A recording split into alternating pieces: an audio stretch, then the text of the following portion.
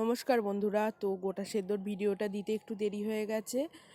জিরে, আদা, তেজপাতা, মৌরি সব বেটে নিচ্ছি।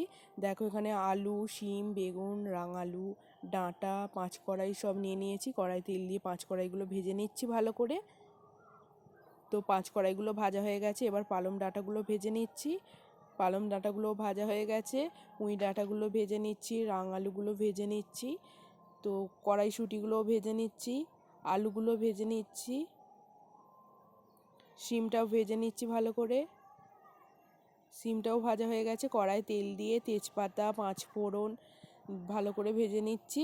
তো দেখো এটা পেস্ট করে রাখা মশলাটাও ভেজে নিচ্ছি।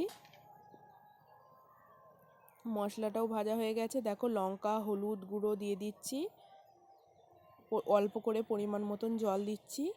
এবার পরিমাণ মতন লবণ দিয়ে দিচ্ছি। তো দেখো মশলাটা থেকে তেল ছেড়ে গেছে কিন্তু। তো এবার জলটা দিয়ে দিচ্ছি।